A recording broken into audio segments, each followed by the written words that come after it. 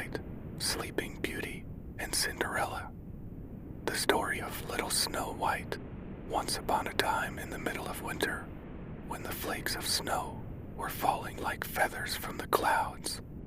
A queen sat at her palace window, which had an ebony black frame, stitching her husband's shirts. While she was thus engaged and looking out at the snow, she pricked her finger, and 3 drops of blood fell upon the snow. Now the red looked so well upon the white that she thought to herself, "Oh, that I had a child as white as this snow, as red as this blood, and as black as the wood of this frame." Soon afterwards a little daughter came to her, who was as white as snow, and with cheeks as red as blood, and with hair as black as ebony, and from this she was named Snow White. And at the same time her mother died.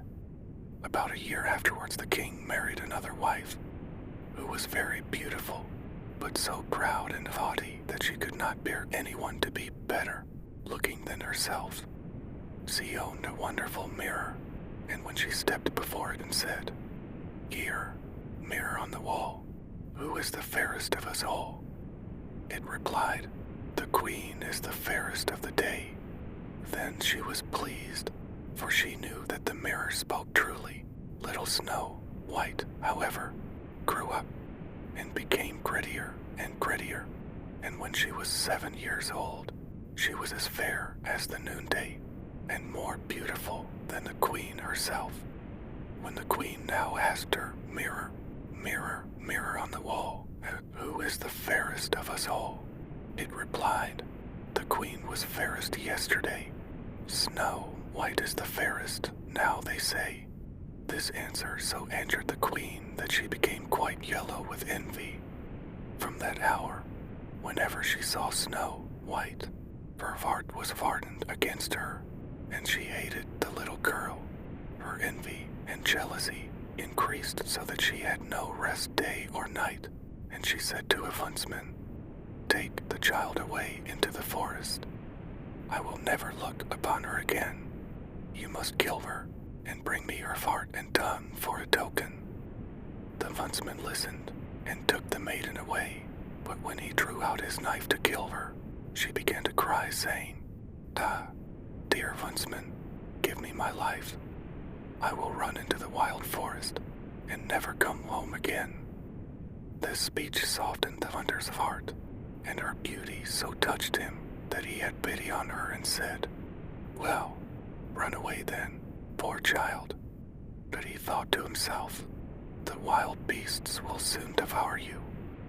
Still he felt as if a stone had been lifted from his heart, because her death was not by his hand. Just at that moment a young boar came roaring along to the spot, and as soon as he clapped eyes upon it, the huntsman caught it, and, killing it, took its tongue and fart, and carried them to the queen for a token of his deed.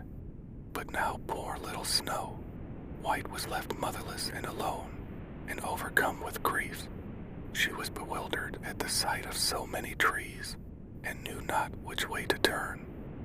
She ran till her feet refused to go farther, and as it was getting dark, and she saw a little house near, she entered in to rest. In this cottage everything was very small, but very neat and elegant. In the middle stood a little table with a white cloth over it, and 7 little plates upon it, each plate having a spoon and a knife and a fork, and there were also 7 little mugs. Against the wall were 7 little beds arranged in a row, each covered with snow white sheets. Little Snow White, being both hungry and thirsty, ate a little morsel of porridge out of each plate, and drank a drop or 2 of wine out of each mug, for she did not wish to take away the full share of anyone. After that, because she was so tired, she laid herself down on one bed, but it did not suit. She tried another, but that was too long. A 4th was too short, a 5th too hard, but the 7th was just the thing, and tucking herself up in it, she went to sleep, first saying her prayers as usual. When it became quite dark, the owners of the cottage came home, 7 dwarfs, who dug for gold and silver in the mountains. They first lighted 7 little lamps, and so at once, for they lit up the full room, that somebody had been in, for everything was not in the order in which they had left it. The first asked, "Who has been sitting on my chair?" The second, "Who has been eating off my plate?" The third said, "Who has been nibbling at my bread?" The fourth, "Who has been at my porridge?" The fifth, "Who has been meddling with my fork?" The sixth grumbled out, "Who has been cutting with my knife?" The seventh said, Who has been drinking out of my mud?" Then the first, looking round, began again, "Who has been lying on my bed?" He asked, for he saw that the sheets were tumbled. At these words the others came, and looking at their beds, cried out too, "Someone has been lying in our beds." But the 7th little man, running up to his, saw Snow White sleeping in it. So he called his companions, who shouted with wonder and held up their 7 lamps, so that the light fell upon the little girl. "Oh, heavens, oh, heavens," said they. "What a beauty she is!" And they were so much delighted that they would not awaken her, but left her to sleep, and the 7th dwarf, in whose bed she was, slept with each of his fellows 1 hour, and so passed the night. As soon as morning dawned, Snow White awoke, and was quite frightened when she saw the 7 little men, but they were very friendly, and asked her what she was called. "My name is Snow White," was her reply. "Why have you come into our cottage?" they asked. Then she told them how her stepmother would have had her killed, but the huntsman had spared her life, and how she had wandered about the whole day, until at last she had found their house. When her tale was finished, the dwarf said, "Will you look after our household, be our cook, make the beds, wash, sew, and knit for us, and keep everything in neat order? If so, we will keep you here, and you shall want for nothing." And Snow White answered, "Yes, with all my heart and will." And so she remained with them, and kept their house in order. In the morning the dwarfs went into the mountains, and searched for silver and gold, and in the evening they came home, and found their meals ready for them. During the day the maiden was left alone, and therefore the good dwarfs warned her and said, "Be careful of your stepmother, who will soon know of your being here, so let nobody enter the cottage." The queen, meanwhile, supposing that she had eaten the heart and tongue of her stepdaughter, believed that she was now above all the most beautiful woman in the world. One day she stepped before her mirror and said, "Mirror, mirror on the wall, who is the fairest of us all?" And it replied, "The queen was fairest yesterday. Snow White is fairest now, they say. The dwarfs protect her from thy sway, amid the forest, far away."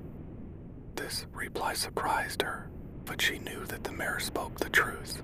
She knew, therefore, that the huntsman had deceived her, and that Snow White was still alive. So she dyed her face and clothed herself as a peddler woman, so that no one could recognize her. And in this disguise, she went over the 7 hills to the house of the 7 dwarfs. She knocked at the door of the hut and called out, "Fine goods for sale, beautiful goods for sale." Snow White peeped out of the window and said, "Good day, my good woman, what have you to sell?" "Fine goods, beautiful goods," she replied, "stays of all colors," and she held up a pair which were made of many colored silks.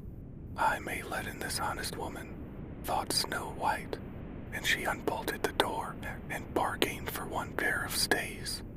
"You can't think, my dear, how they become you," exclaimed the old woman. "Come, let me lace them up for you." The Snow White suspected nothing and let her do as she wished, but the old woman laced her up so quickly and so tightly that all her breath went, and she fell down like one dead. "Now," thought the old woman to herself, hastening away, "know am I once more the most beautiful of all." At eventide, not long after she had left, the 7 dwarfs came home, and were much frightened at seeing their dear little maid lying on the ground, and neither moving nor breathing, as if she were dead. They raised her up, and when they saw that she was laced too tight, they cut the stays to pieces, and presently she began to breathe again, and little by little she revived. When the dwarfs now heard what had taken place, they said, "The old peddler woman was no other than your wicked stepmother. Take more care of yourself, and let no one enter when we are not with you." Meanwhile, the queen had reached home, and, going before her mirror, she repeated her usual words. "Mirror, mirror on the wall, who is the fairest of us all?" And it replied as before, "The queen was fairest yesterday. Snow White is fairest now, they say. The dwarfs protect her from thy sway, amid the forest far away." As soon as it had finished, all her blood rushed to her heart, for she was so angry to hear that Snow White was yet living. "But now," thought she to herself, "will I make something which shall destroy her completely." Thus saying, she made a poisoned gum by arts which she understood, and then, disguising herself, she took the form of an old widow. She went over the 7 hills to the house of the 7 dwarfs, and knocking at the door, called out, "Good wares to sell today." Snow White peeped out and said, "You must go farther, for I dare not let you in. But still you may look," said the old woman, drawing out her poisoned gum and holding it up. The sight of this pleased the maiden so much that she allowed herself to be persuaded, and opened the door. As soon as she had bought something, the old woman said, "Now let me for once comb your hair properly," and Snow White consented. But scarcely was the comb drawn through the hair when the poison began to work, and the maiden fell down senseless. "You pattern of beauty," cried the wicked queen, "it is now all over with you." And so saying, she departed. Fortunately, evening soon came, and the 7 dwarfs returned, and as soon as they saw Snow White lying, like dead, upon the ground, they suspected the queen, and discovering the poisoned gum, they immediately drew it out. Then the maiden very soon revived, and told them all that had happened. So again they warned her against the wicked stepmother, and bade her open the door to nobody. Meanwhile the queen, Aurora, had again consulted her mirror, and received the same answer as twice before. This made her tremble and foam with rage and jealousy, and she swore that Snow White should die if it cost her her own life. Thereupon she went into an inner secret chamber where no one could enter, and made an apple of the most deep and subtle poison. Outwardly it looked nice enough, and had rosy cheeks which would make the mouth of everyone who looked at it water, but whoever ate the smallest piece of it would surely die. As soon as the apple was ready, the queen again dyed her face, and clothed herself like a peasant's wife, and then over the 7 mountains to the house of the 7 dwarfs she made her way. She knocked at the door, and Snow White stretched out her head and said, "I dare not let anyone enter. The 7 dwarfs have forbidden me." "That is hard on me," said the old woman, "for I must take back my apples, but there is one which I will give you." "No," answered Snow White, "no, I dare not take it." "What, are you afraid of it?" cried the old woman. "Sire, see, I will cut the apple in halves, Do you eat the red cheeks, and I will eat the core?" Said the apple was so artfully made that the red cheeks alone were poisoned. Snow White very much wished for the beautiful apple, and when she saw the woman eating the core, she could no longer resist, but, stretching out her hand, took the poisoned part. Scarcely had she placed a piece in her mouth when she fell down dead upon the ground. Then the queen, looking at her with glittering eyes and laughing bitterly, exclaimed, "White as snow, red as blood, black as ebony, this time the dwarfs cannot reawaken you." When she reached home and consulted her mirror, "Mirror, mirror on the wall, who is the fairest of us all?" it answered, "The queen is fairest of the day." Then her envious heart was at rest, as peacefully as an envious heart can rest. When the little dwarfs returned home in the evening, they found Snow White lying on the ground, and there appeared to be no life in her body. She seemed to be quite dead. They raised her up and tried if they could find anything poisonous. They unlaced her and even uncombed her hair and washed her with water and with wine. But nothing availed. The dear child was really and truly dead. Then they laid her upon a bier, and all 7 placed themselves around it, and wept for 3 days without ceasing. Then they prepared to bury her, but she looked still fresh in light, and even her red cheeks had not deserted her. So they said to one another, "We cannot bury her in the black ground." Then they ordered a case to be made of glass. In this they could see the body on all sides, and the dwarfs wrote her name with golden letters upon the glass, saying that she was a king's daughter. Now they placed the glass case upon the ledge on a rock, and one of them always remained by it watching. Even the birds bewailed the loss of Snow White. First came an owl, then a raven, and last of all a dove. For a long time Snow White lay peacefully in her case, and seemed not, but looked as if she were only asleep, for she was still white as snow, red as blood, and black-haired as ebony.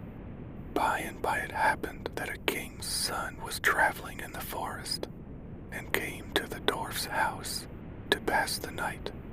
He soon saw the glass case upon the rock, and the beautiful maiden lying within, and he read also the golden inscription. When he had examined it, he said to the dwarfs, "Let me have this case, and I will pay what you like for it, bought." But the dwarfs replied, "We will not sell it for all the gold in the world."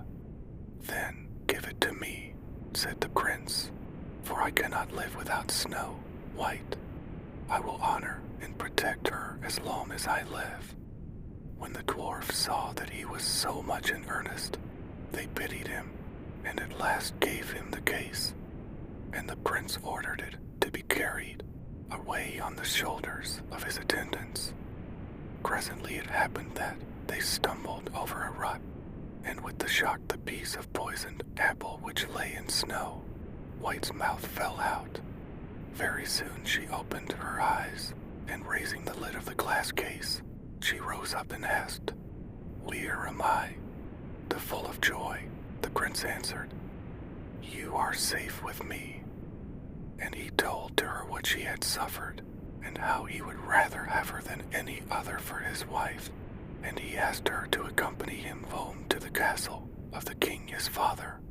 Snow White consented, and when they arrived there, they were married with great splendor and magnificence. Snow White's stepmother was also invited to the wedding, and when she was dressed in all her finery to go, she first stepped in front of her mirror and asked, "Mirror, mirror on the wall, who is the fairest of us all?" And it replied, "The queen was fairest yesterday, the prince's bride is now, they say." At these words the queen was in a fury, and was so terribly mortified that she knew not what to do with herself, At first she resolved not to go to the wedding, but she could not resist the wish to see the princess. So she went, but as soon as she saw the bride she recognized Snow White, and was so terrified with rage and astonishment that she rushed out of the castle and was never heard of again.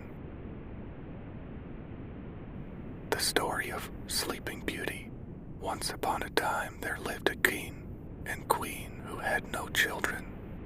They longed very much for a child, and when at last they had a little daughter, they were both delighted, and great rejoicings took place. When the time came for the little princess to be christened, the king made a grand feast and invited all but one of the fairies in his kingdom to be godmothers. There happened to be 13 fairies in the kingdom, but as the king had only 12 gold plates, he had to leave one of them out. The 12 fairies that were invited came to the christening and presented the little princess with the best gifts in their possession. One gave her beauty, one gave her wisdom, another grace, another goodness, until all but one had presented their offerings. Just as the last fairy was about to step forward and offer her gift, there came a tremendous knocking at the door, and before anybody could get there to open it, it was burst open, and in came the 13th fairy, in a furious rage at not having been invited to the feast. When she saw all the gifts which the other fairies had presented the child, she laughed and exclaimed, "A lot of good all this beauty and virtue and wealth would do to you. My pretty princess, you shall pay for the slight your royal father has put upon me." Then, turning to the terrified king and queen, she said in a loud voice, "When the princess is 15 years old, she shall prick her finger with a spindle and die." Having said this, she flew away as noisily as she came. The king and queen were in despair, and the courtiers stood aghast at the terrible disaster, while the little princess began to cry piteously as if she knew the fate in store for her. Then the 12th fairy stepped forward. "Do not be afraid," she said. "I have not yet given my gift. I cannot undo the wicked spell, but I can soften the evil. The princess, on her 15th birthday, shall prick her finger with a spindle, but she shall not die. Instead, she shall fall asleep for 100 years. Alice," cried the queen, "what comfort will that be to us? Long before the 100 years are past, we shall be dead, and our darling child will be as lost to us as if she were indeed to die." "I can make that right," said the fairy. "When the princess falls asleep, you shall sleep too, and awaken with her when the 100 years are past." But the king still hoped to save his daughter from such a terrible misfortune, so he ordered all the spinning wheels in his kingdom to be burnt or destroyed, and made a law that no one was to use one on pain of instant death. But all his care was useless. On her 15th birthday, the princess slipped away from her attendants and wandered all through the palace. At last she came to a tower which she had never seen before, and, wondering what it contained, she climbed the stairs. From a room at the top came a curious humming noise, and the princess, wondering what it could be, pushed open the door and stepped inside. There sat an old woman, bent with age, working at a strangely shaped wheel. The princess was full of curiosity. "What is that funny-looking thing?" she asked. "It is a spinning wheel, princess," answered the old woman, who was no other than the wicked fairy in disguise.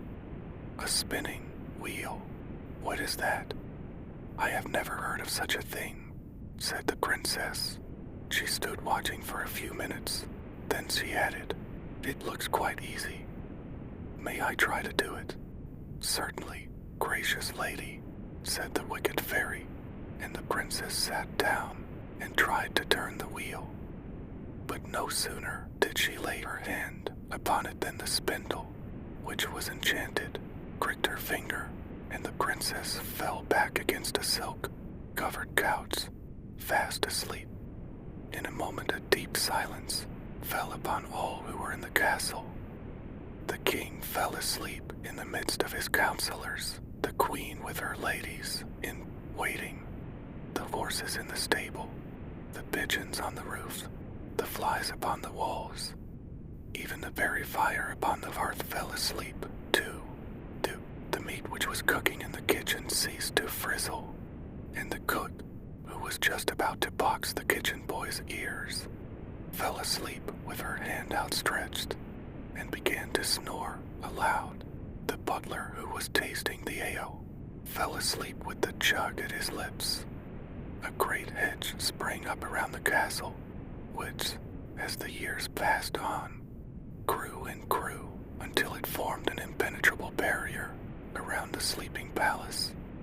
The old people of the country died, and their children grew up and died also, and their children, and their children, and the story of the sleeping princess became a legend handed down from one generation to another, and a cloud of mystery as thick and impenetrable as the hedge of thorns lay over the old castle. Many brave and gallant princes tried to force their way through the magic hedge in order to solve the mystery and to see for themselves the beautiful maiden who lay in an enchanted sleep behind that thorny barrier. But the thorns caught them and held them from going forward or back, and the gallant youths perished miserably in the thickets. After many, many years there came a king's son into that country who heard the story of the princess and the hedge of briars, and he made up his mind to try and force his way to the castle to await the sleeping princess. People told him of the fate of the other princes who had also attempted this difficult task, but the prince would not be warned. I have made up my mind to see this maiden of whose beauty I have heard so many wonderful tales. He cried, I will force a way through the hedge of thorns and await this sleeping beauty, or die in the attempt. Now, it happened that this day was the last day of the 100 years, and when the prince came to the thicket that surrounded the castle and began to push his way through, he found that the briars yielded readily to his touch. The thorns had all blossomed into roses that scented the air with fragrance as he went by. Primroses sprang up before his feet and made a pathway to lead him straight to the castle gates, and the birds suddenly broke forth into singing, as if to tell the world that the 100 years of enchantment were over, and the princess about to be awakened from her long sleep. The prince passed through the council chamber, where the king and his counselors were sleeping, through the room where the queen and her ladies slept. He passed on from wall to wall, climbed from stair to stair, until at last he reached the tower chamber, where the sleeping princess lay. For a moment he stood and gazed in wonder at her lovely face. Then he sank on his knees beside her and kissed her as she lay asleep. Instantly the spell was broken. The king and queen awoke, and all the courtiers with them. The horses neighed in the stables and shook their glossy manes. The pigeons cooed upon the roofs. The flies on the wall moved again. The fire burnt up brightly, and the meat in the kitchen began to frizzle once more as the spit turned round. The cook gave the kitchen boy the tremendous box on the ear that she had started to give him 100 years ago, and everything and everybody went on just as usual, as if nothing at all out of the common had occurred. And up in the tower chamber the princess opened her eyes to meet the gaze of the prince, who had dared to risk his life for her sake. What they said to each other nobody quite knows, for nobody was there to hear or see. But whatever it was, it must have been something very satisfactory, for very soon after they were married and lived happily ever afterwards. The story of Cinderella. There was once a rich man whose wife died, leaving him with one little girl. After some years, hoping to give his child a mother's love and care, he married again, this time a widow, with 2 grown-up daughters. But his second wife was haughty and proud, and her 2 daughters were even worse than their mother, and the poor little girl had a very unhappy time with her new relations. Her stepsisters were jealous of her, for she was very beautiful, and they themselves were plain and ugly. They did all they could to make her miserable, and, at length, through their wicked spite and envy, her life became a burden to her. The poor child was sent to live in the kitchen, where she had to do all the rough and dirty work, and because she was always dressed in rags and sat beside the cinders in the grate, they called her Cinderella. It happened that the king of the country had an only son. He was very anxious that the prince should be married, so he gave a great ball and invited all the grand ladies in the country to come to it. It was to be a very splendid affair, lasting for 3 nights, and people were very eager to be invited to it, for it was known that the prince would choose his bride. From among the ladies present, Cinderella's sisters received invitations, and from the day they arrived, they talked of nothing but of what they should wear, for each of them secretly hoped that she would be chosen as the prince's bride. When the great day came at last, they began to dress for the ball directly after breakfast. Cinderella had to help them, and they kept her busy all day doing their hair and running messages and helping them to lace up their fine dresses. When Cinderella saw their beautiful clothes, she wished that she could go to the ball as well. But when she timidly asked if she might, they laughed in mocking scorn. "You go to the ball," they cried. "What would you do at the ball with your rags and tatters and your dirty face? No, no, Cinderella. Go back to your seat amongst the ashes. That is the place for a little kitchen girl like you." So the 2 sisters and their mother drove away in a carriage and fared to the king's palace, and Cinderella was left behind. She sat down on the hearth before the kitchen fire and began to cry softly to herself, because she felt so very lonely and miserable. As she sat there in the dust, with the firelight dancing over her, and her face buried in her hands, she heard a voice calling, "Cinderella, Cinderella," and with a start she looked up to see who it could be. There on the hearth in front of her stood an old woman, leaning upon a stick. She was dressed in a long red cloak, and she wore high-heeled shoes and a tall black hat. Where she had come from, Cinderella could not imagine. She certainly had not come in through the door, nor yet to the window, for both were shut.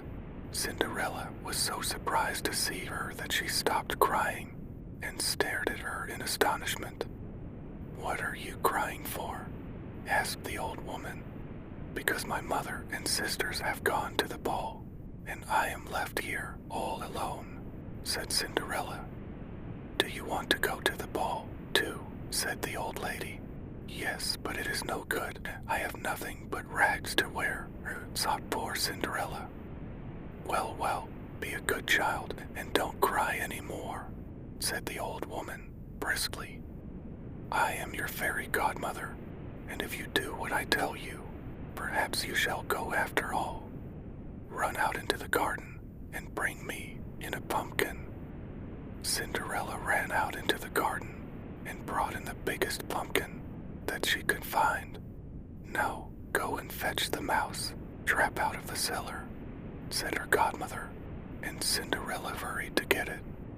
There were 6 mice in the trap, and the old woman harnessed them to the pumpkin, put a rat on the top to drive them, and 2 lizards behind, and then waved her wand over them. Immediately the pumpkin turned into a gorgeous coach, the mice into 6 beautiful horses, the rat into a stately coachman, and the lizards into tall footmen with powdered hair and silk stockings. "Fear," said the old woman. "There's a carriage to take you to the ball." "Alice," said Cinderella, "how can I go to the ball? I have nothing to wear but this." And she touched her ragged frock. "Is that all?" said the fairy godmother. Once more she waved her wand, and Cinderella's rags turned into the most beautiful dress in the world, all shining with gold and silver threads, and covered with costly gems. In her hair was a circlet of curls, and her feet were shod with the prettiest and daintiest pair of glass slippers that ever were seen. "No," said the fairy godmother, "now you can go to the ball. But mind you come away before the clock strikes 12, for should you linger beyond that hour, all your splendor will vanish, and your dress will turn into rags again." Cinderella promised to obey her godmother's instructions. Then she got into the beautiful coach. The footman shut the door, the coachman whipped up the horses, and away she went to the ball. When she arrived, there was a great stir in the palace. So lovely a face and so costly and rich a dress had never before been seen, and everybody thought it must be some great princess arrived from foreign lands. All the courtiers and other guests stood back to let her pass, and when the prince caught sight of her, he fell in love with her on the spot. He danced with her the full of the evening, and people thought there was no doubt as to whom he would choose for his bride. At 11:45, Cinderella, remembering her godmother's instructions, said good-bye to the prince and came away. She arrived home just as the clock struck 12. At once the coachman and footman turned back into rats and mice, and the coach into a pumpkin. And when the sisters came home a little later, there was Cinderella, dressed in her old shabby frock, sitting in her usual place amongst the cinders. The 2 ugly sisters were full of the strange princess who had come to the ball. They talked about her all the next day, little dreaming that all the while the beautiful lady was their despised sister Cinderella. In the evening, after they had gone again to the ball, the fairy godmother made her appearance. Once more Cinderella drove to the palace in her coach and 6, this time arrayed in a still more gorgeous and beautiful dress, and once more the prince danced with her all the evening. But when the 3rd night came, Cinderella was enjoying herself so much that she quite forgot what her fairy godmother had said, until suddenly she heard the clock begin to strike 12. She remembered that as soon as it finished striking, all her fine clothes would turn to rags again, and jumping up in alarm, she ran out of the room. The prince ran after her, trying to overtake her, and Cinderella in her fright ran so fast that she left one of her little glass slippers on the floor behind her. The prince stopped to pick it up, and this gave Cinderella time to escape, but she was only just in time. Just as she was crossing the palace yard, the clock finished striking, and immediately all her finery vanished, and there she was, dressed in her old ragged frock again. When the prince came out upon the palace steps, he could see no sign of the lovely princess. The guards at the gate told him that nobody at all had passed that way except a little ragged kitchen maid, and the prince had to go back to the ball with only a little glass slipper to remind him of the beautiful lady with whom he was so desperately in love. The next day, the king sent out all his heralds and trumpeters with a proclamation saying that the prince would marry the lady whose foot the slipper fitted. But though all the ladies in the land tried on the slipper, it would fit none of them. Their feet were all too big. At last the heralds came to the house where Cinderella lived. The eldest stepsister tried the slipper on first, but it was quite impossible for her to get her foot into it, for her great toe was too big. Then her mother, who was watching eagerly, fetched a carving knife. "Be quick, cut the toe off," she said. "What does it matter if you are lame? If you are the prince's bride, you will always ride in a carriage." So the eldest sister cut off her big toe, but it was no use. The slipper would not fit, and at last she was obliged to hand it to her sister. But the other sister had no better luck. She did, indeed, get her toes inside, but her foot was much too long, and her heel stuck out behind. The mother urged her to cut it off. "What does it matter?" she said. "If you are the prince's bride, you will never need to walk any more." But although she cut her heel off, the slipper was still too small, and at length she, too, had to give up the attempt to force her foot into it. Then Cinderella came shyly out from behind the door, where she had been, standing out of sight, and asked if she might try on the slipper. Her stepmother and sisters were very angry, and were about to drive her away with blows, but the herald stopped them.